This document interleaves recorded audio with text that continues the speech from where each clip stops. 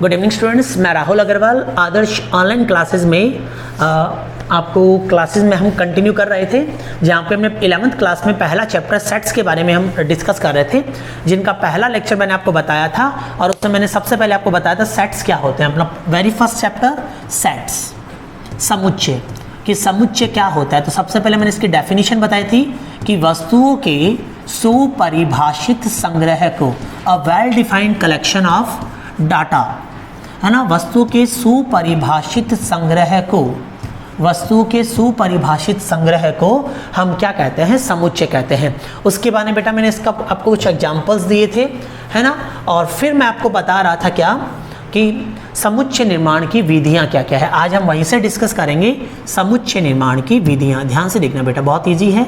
समुच्चय निर्माण की विधियां, समुच्चय निर्माण की विधियां।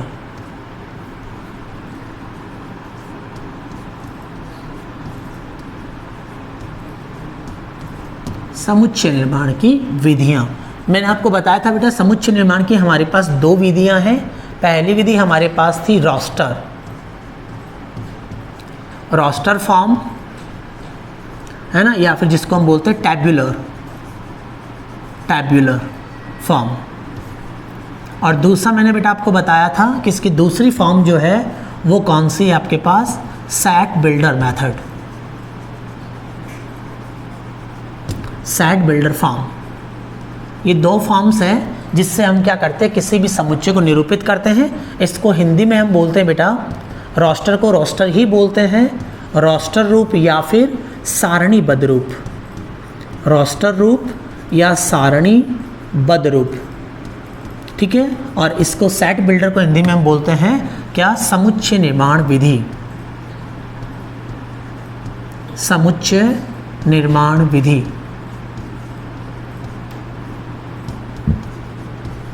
समुच्चय निर्माण रूप। एक समुच्चय को निरूपित करने की हमारे पास दो विधियां हैं। एक तो है रोस्टर रूप। बस उसको बात यही है बेटा कि किसी भी वस्तु को या जिसके बारे में हम बात कर रहे हैं उसको निरूपित कैसे किया जाए। जैसे हम क्या करते हैं कि अगर वेट की बात करते हैं, द्रव्यमान की भार या द्रव्यमान की बात करते हैं, तो द्रव्यमान हम किस में दर्शाते हैं, किलोग्राम में, ग्राम में। बिल्कुल वैसे लंबाई जो होती है, लेंथ, उस लेंथ को हम कैसे शो करते हैं, किलोमीटर में, मीटर में, ये सब चीज़ें हम करते हैं, है ना। तो वैसे ही समुच्चय को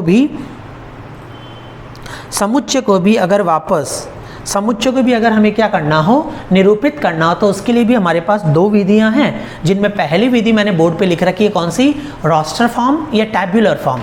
सेकंड हमारे पास कौन सी है, सेट बिल्डर फॉर्म। अब पहले बेटा हम डिस्कस करेंगे सेट रोस्टर क्या होता है, और फिर मैं आपको बताऊंगा सेट बिल्डर क्या होता है। तो रोस्टर तो किताब में लिखा हुआ कैसे आता है बेटा, किताब में लिखा होता है कि इसमें आंकड़ों को सूचीबद्ध किया जाता है और प्रत्येक आंकड़े के बीच कॉमा लगाई जाती है। इसको बोलने का तरीका है, क्या तरीका है इसका, इसको लिखा जाता है कि जिसके बारे में हम बात कर रहे हैं। कल मैंने आपको कहा था समुच्चय क्या होता है, जिसके बारे में हम बात करते हैं उसको मंझली कोष्ठक में लिख देना, वही आपका क्या होता है, समुच्चय होता है। तो ये क्या कहता है रोस्टर रूप, रोस्टर रूप कहता है कि जिसके बारे में आप बात कर रहे हो उसको एक सूचीबद्ध करके लिख दो, सूचीबद्ध मतलब एक सारणी के रूप में लिख दो, और प्रत्येक आंकड़े के मध्य क्या लगा दो, कॉमा का चिन्ह लगा दो। लेकिन मैं आपको ऐसे नहीं बताता हूं, मैंने आपको कहा था ये बहुत आसान है। रोस्टर या सारणीबद्ध रूप का मतलब क्या है कि आपको कुछ नहीं करना है, बस क्वेश्चन को पढ़ने के बाद में दिमाग में जो आए, क्वेश्चन को पढ़ने के बाद दिमाग में जो भी आए वही आपका क्या है, रोस्टर रूप है। जैसे मैंने आपको कह दिया बेटा कि मैंने कहा कि 100 से छोटी है ना 12 से विभाजित संख्या, 100 से छोटी 12 से विभाजित संख्या। तो मुझे बताओ 100 से छोटी 12 से विभाजित संख्याएं कौन कौन सी होगी। दिमाग में क्या क्या आया कि सर 12, 24, 36, 48, 60, 72, 84 और 96। क्या ये है क्या, 100 से छोटी ऐसी संख्या है जिनमें 12 का भाग जाता है। तो 12, 24, 36, 48, 60, 72, 84 और 96, ये ना। तो मैंने क्या कहा कि क्वेश्चन को पढ़ते ही जो आपको दिया गया है, जो दिमाग में आता है उसे ही हम क्या कहते हैं, रोस्टर रूप कहते हैं। जैसे मैंने आपको और कह दिया, क्या कहा मैंने कहा अंग्रेजी वर्णमाला के अक्षरों की, अंग्रेजी वर्णमाला के स्वरों की संख्या, जैसे मैंने लिखा अंग्रेजी वर्णमाला, ध्यान से देते रहना, बड़ा सब समझ में आएगा। अंग्रेजी वर्णमाला के स्वरों का समुच्चय, अंग्रेजी वर्णमाला के स्वरों का समुच्चय, अंग्रेजी वर्णमाला के स्वरों का समुच्चय। तो आपको सुनते सबसे पहले दिमाग में क्या आया कि सर हम सब जानते हैं कि अंग्रेजी वर्णमाला के स्वर क्या क्या होते हैं, ए, ई, आई, ओ, यू। क्या सुनते यही दिमाग में आया क्या? तो बस यही आपका क्या बन गया, रोस्टर रूप। रोस्टर रूप कुछ अलग नहीं है बेटा, जो बोला जा रहा है इसको सुनते ही दिमाग में जो भी आता है वही आपका क्या है, रोस्टर रूप है। जैसे आपके पास लिखा जाए कि 50 से छोटी 5 से भाज्य, 50 से छोटी 5 से भाज्य संख्याओं का समुच्चय, 5 से भाज्य संख्याओं का समुच्चय आपको पूछ लिया जाए तो मुझे बताओ दिमाग में क्या आया? क्वेश्चन को पढ़ते दिमाग में क्या आया कि सर 50 से छोटी 5 से भाज्य, तो 50 से छोटी ऐसी कौन कौन सी संख्या है जो 5 से भाज्य भी है? तो आप कहोगे सर 5, दिमाग में ये आएगा ना, 5, 10, 15 है, 20, 25, 30, 35, 40, 30, 35, 40 और 45। क्या यही दिमाग में आएगा? तो बस वही है कि क्वेश्चन को पढ़ते ही आपके दिमाग में जो कुछ भी आता है वही आपका क्या है, रोस्टर या सारणीबद्ध रूप है। मैं और एग्जांपल लेता हूँ एक, और मैंने यहाँ पर लिखा कि 20 से छोटी 3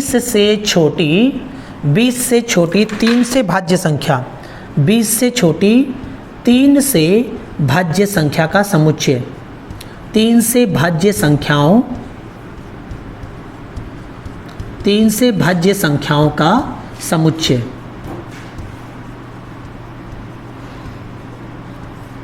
तो बताओ 20 से छोटी 3 से भाज्य संख्या, सुनते क्या दिमाग में आया कि 20 से तो छोटी होनी चाहिए और 3 से विभाज्य होनी चाहिए। 3 से भाज्य संख्या जो 20 से छोटी है कौन कौन सी है? आपके पास होगी 3, 6, 9, 12, 15, 18। सब जानते हैं ना कि 3, 6, 9, 12, 15 और 18। तो बस वही है कि क्वेश्चन को पढ़ते ही आपके दिमाग में जो आ रहा है वही आपका क्या है, रोस्टर या सारणीबद्ध रूप। अब बेटा दूसरा रूप जो है कौन सी विधि? हमारे पास समुच्चय निर्माण विधि जो है, ये क्या है? ये पढ़े लिखे लोगों की विधि है। ये क्या हम जैसे देसी लोगों की विधि है और ये थोड़े से पढ़े लिखे लोगों की विधि है। इसमें क्या होगा कि इसमें जो लिखा जाएगा उसको देखकर ऐसा लगेगा कि वास्तव में गणित में लिखा हुआ है ना। ये तो हम कोई भी बता सकते हैं, है ना, लेकिन इसमें जो बताया जाएगा वो क्या थोड़ा सा स्टैंडर्ड फॉर्म में बताया जाएगा, जिसको देखकर हमें अच्छा लगेगा कि ना चीज थोड़ी सी दोहरी है ना। हमें देखकर ऐसा लगेगा कि वास्तव में रियल में ये क्या है, मैथमेटिक्स है। तो इसमें होता क्या है वो हम स्टार्ट करते हैं समुच्चय निर्माण विधि के अंदर। सुनना जरा क्या होता है। जैसे मैंने आपको कहा था कि ये दोनों हैं क्या, समुच्चय के निर्माण की दोनों अलग अलग विधियां हैं, इसलिए एक विधि को दूसरे रूप में और दूसरी विधि को पहले रूप में बदला जा सकता है। जैसे मीटर को किलोमीटर में बदला जा सकता है और किलोमीटर को मीटर में बदला जा सकता है, बिल्कुल वैसे ही सारणीबद्ध रूप को हमारे समुच्चय निर्माण विधि में बदला जा सकता है और समुच्चय निर्माण विधि को सारणीबद्ध रूप में बदला जा सकता है। लेकिन बदलेंगे तब ना जब हमें दोनों के बारे में एग्जैक्टली पता होगा, है ना। जब हमें यही नहीं पता है कि दोनों है क्या तो हम बदल भी नहीं सकते हैं। तो मैंने क्या बताया आपको, सारणीबद्ध रूप हम डिस्कस कर चुके हैं, अब हम डिस्कस करें समुच्चय निर्माण विधि। और मैंने कह दिया कि ये थोड़ा सा ऐसा लगेगा हमें कि कुछ अच्छा हम पढ़ रहे हैं, जिसको देखने से हमें कुछ अच्छा लगेगा। कैसे? बस 5 मिनट के लिए आप बोर्ड पे देखेंगे तो आपको भी लगने लगा कि सर थोड़ा बहुत समझ में आ रहा है। कैसे? बोर्ड पे देखते हैं। देखो आपके पास समुच्चय निर्माण विधि क्या है। देखो बेटा इसमें क्या किया जाता है समुच्चय निर्माण विधि में कि आप जब इसको दर्शाएंगे इसमें सबसे पहले क्या लिखा जाता है, x। x क्या है? जैसे यहाँ पर ये संख्याएं थी ना, जैसे यहाँ पर इसके अंदर ए ई आई ओ यू, तो इसको वो ए ई आई ओ यू नहीं लिखेगा, इन सब को मिलाकर वो क्या लिख देगा, x लिख देगा। समुच्चय निर्माण विधि के अंदर आपने 10th क्लास में पढ़ा है नहीं पढ़ा, आई डोंट नो, कि चर क्या होते हैं, अचर क्या होते हैं। चर का मतलब क्या होता है, जिनका मान बदल सकता है। जैसे मान लो कि मैंने कहीं पर लिखा 5 लिखा, अब 5 को क्या कभी आप 5.5 लिख सकते हैं क्या? इसको कभी 4.5 लिख सकते हैं क्या? नहीं लिख सकते। क्यों? ये फिक्स है, इसके मान को बदला नहीं जा सकता है। ऐसे अंकों को, इनको बोलते हैं हम संख्यात्मक अचर। दो प्रकार के अचर होते हैं, एक तो होता है संख्यात्मक अचर और एक होता है स्वैच्छिक अचर। स्वैच्छिक अचर एक बार मैं आपको नहीं बता रहा हूं, मैं केवल संख्यात्मक अचर, अचर मतलब जिनका मान बदल नहीं सकता हो। सेकंड हमारे पास अगर हम बात करें x के बारे में, मान लो कहीं पर x लिखा है, तो x का मान क्या बदल सकता है क्या? आपने क्वेश्चन किए हैं 10th क्लास के अंदर, किसी क्वेश्चन के अंदर x का मान 1 आ जाता था, किसी क्वेश्चन में x का मान 2 आ जाता था, कभी x का मान -5 आता था, कभी x का मान 10 आ रहा है। इसका मतलब x का मान बदल सकता है, प्रश्न के अकॉर्डिंग, क्वेश्चन के अकॉर्डिंग उसका मान बदल सकता है। और जिसका मान बदल सकता हो उसे हम क्या कहते हैं? चर कहते हैं। जिसके मान अलग अलग हो सकते हो उसे हम क्या कहते हैं? चर कहते हैं। अब यहाँ पर देखना जरा, ये जो लिखा हुआ है क्या एक ही मान है या अलग अलग मान है? कि सर अलग अलग मान है। और इसका मतलब इसको हम x लिख सकते हैं, लिख सकते हैं। x का मतलब है जो अलग अलग मानों को ग्रहण कर सकता है। तो ये सारे मान अलग अलग है ना, इसका मतलब मैं इसको क्या लिख सकता हूँ? x लिख सकता हूँ। तो समुच्चय निर्माण विधि के अंदर हमारे पास जितने भी आंकड़े होते हैं, ये जितने भी आंकड़े हैं, इनको इतना बड़ा सारा नहीं लिखा जाता है, इनको हम एक छोटा सा वर्ड लगा देते हैं, इसकी जगह पे कौन सा लेटर लगा देते हैं? x। समुच्चय निर्माण विधि हमेशा और हमेशा किससे स्टार्ट होगी? x से स्टार्ट होगी। अब इसके आगे क्या किया जाता है? आगे यहाँ पर बता दिया जाता है कि ये x है क्या। जैसे मैं अगर इसकी बात करूं पहले वाले की, अंग्रेजी वर्णमाला के स्वरों का समुच्चय, तो इसको हम कैसे लिखें? a बराबर x z।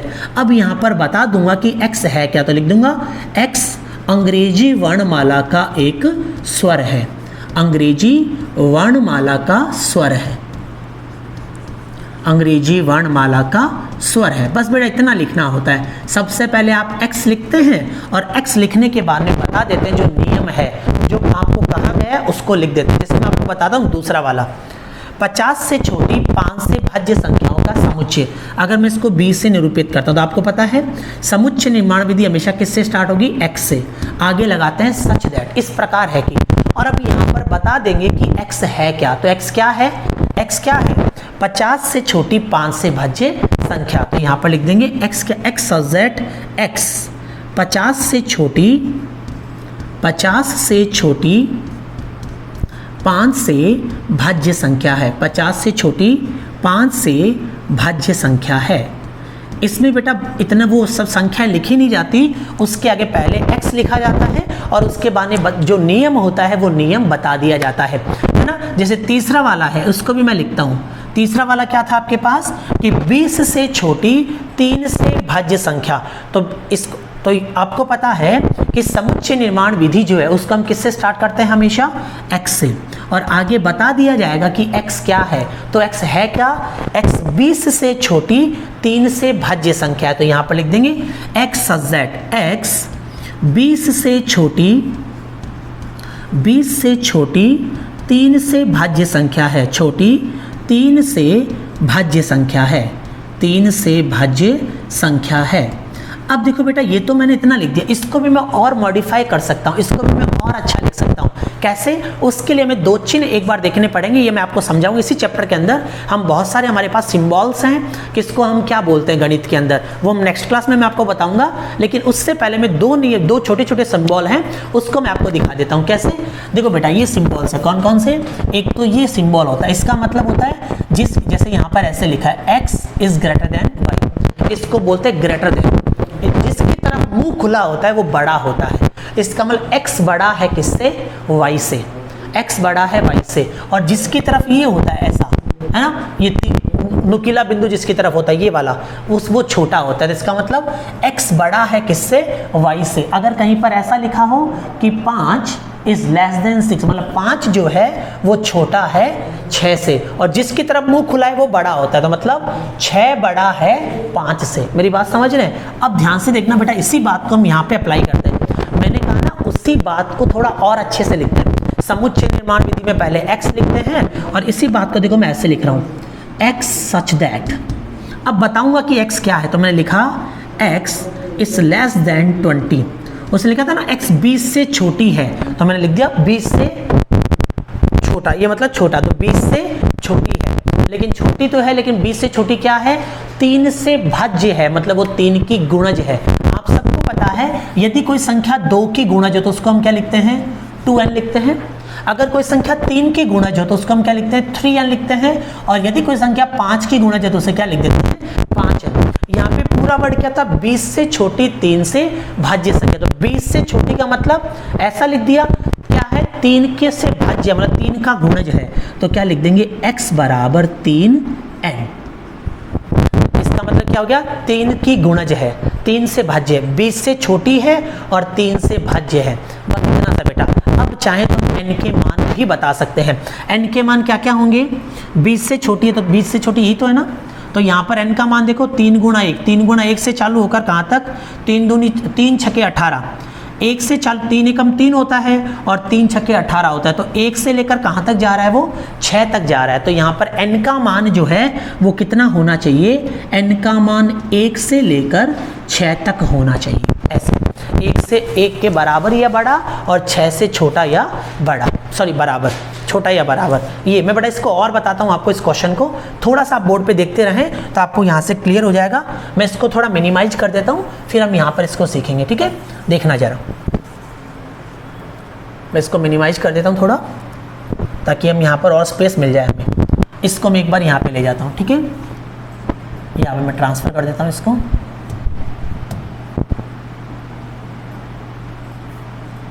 ठीक है बेटा, ऐसे फिर बाद में वापस कर लेंगे। सुनो जरा, अब क्या है, मैं वापस कुछ एग्जांपल्स लिख रहा हूँ और आपको हमें क्या करना है, मैं रोस्टर रूप में लिखूंगा, आपको सेट बिल्डर में बनाने हैं। जैसे मैंने एक एग्जांपल लिखा, a बराबर, मैंने क्या लिखा, a बराबर क्या लिखा हमने, a लिखा 2 4 8 और 16 है 32 64 128, ऐसे इतना लिख दिया मैंने। अब आपको पूछा गया कि इसको आपको किस में बनाना है, समुच्चय निर्माण विधि में। तो आप सबको पता है समुच्चय निर्माण विधि में बना किससे चालू करते हैं, x से, फिर आगे लिखते हैं कि x है क्या। तो बताओ जरा ये क्या है। मैं बेटा इसको देखो थोड़ा नीचे लिख रहा हूँ, इसको मैं ऐसा भी लिख सकता हूँ क्या, दे क्या रखा है, ये 2 की घात 1, 4 क्या होता है 2 की घात 2, 8 क्या होता है 2 की घात 3, 2 की घात 4, 2 की घात 5, 2 की घात 6, 2 की घात 7। क्या ऐसा है ना। तो देखो जरा मैं इसको रोस्टर सेट बिल्डर में कैसे लिखता हूँ, x सच z। अब मुझे बताना है x क्या है, तो x क्या है, 2 की घातें हैं। तो यहाँ पर लिख दो 2 की घात n। x क्या है, 2 की घात, जो बदलता रहता है ना, ये तो फिक्स है 2, तो इसको तो 2 लिख दिया। बदल कौन रहा है, 1 2 3 4, जो बदल रहा है उसको हमने क्या लिख दिया, n। और अब बता देंगे कि n क्या है, n का मान कहाँ से कहाँ तक है, 1 से लेकर 7 तक है। तो लिख देंगे n का मान कहाँ से कहाँ तक है, 1 से लेकर 7 तक है। आगे और लिखना होता है, लेकिन बेटा अभी इतना ही बताएंगे आपको। x बराबर 2 की घात। अब देखो इसको देखकर ऐसा लग रहा है ना कि कुछ पढ़े लिखे व्यक्तियों का काम है ये, है ना, जैसे गणित में कुछ लिखा हुआ है, वास्तव में ऐसा लग रहा है। बस यही आपका क्या है, सेट बिल्डर प्रोसेस है ना। देखो और एग्जांपल्स हम करते हैं इसके आगे। जैसे मान लो यहीं पर मैं इसके सिमिलर एक एग्जांपल और लेता हूँ। अगर कहीं पर ऐसा लिखा है a बराबर 1 10 100 1000 एंड 10,000 ऐसे लिखा हुआ है 10,000। अब आपको पूछा गया कि इसको आपको क्या करना है, सेट बिल्डर प्रोसेस में लिखना है। तो पहले आपको देखना पड़ेगा कि इसमें प्रोसेस क्या चल रहा है। तो आपको पता चला सर ये 10 की घात 1 है, ये 10 की घात 2 है, ये 10 की घात 3 है, ये 10 की घात 4 है, और ये क्या है 10 की घात 0। 10 की किसी की घात 0 1 होता है, ये हो गया 10 की घात 1, ये हो गया 10 की घात 2, ये हो गया 10 की घात 3 और ये हो गया 10 की घात 4। ठीक है बेटा। अब इसको हमें सेट बिल्डर में लिखना है। तो किससे चालू करेंगे, x से, x सच z, और फिर बताएंगे x क्या है, क्या x 10 की घातें हैं क्या, तो ये 10 की घात बदल कौन रहा है, ये बदल रहा है, तो इसको क्या लिख देंगे n। और n का मान कहाँ से कहाँ तक, 0 से लेकर 4 तक। तो n का मान हो गया 0 से लेकर 4 तक। समझ गए बेटा। तो ऐसे हम क्या बनाते हैं, सेट बिल्डर प्रोसेस बना लेते हैं। ये आपके पास हो गया सेट बिल्डर। कुछ समझ में आया होगा, बाकी हम अपनी नेक्स्ट क्लास के अंदर इसको डिस्कस करेंगे कि सेट बिल्डर, किसी भी रोस्टर फॉर्म को सेट बिल्डर में हम कैसे बनाते हैं और सेट बिल्डर को रोस्टर में कैसे बनाते हैं। ये सब चीज़ें हमें चेक करनी है, लेकिन वो अगली क्लास में करेंगे। तब तक अपना ध्यान रखें। Thank you.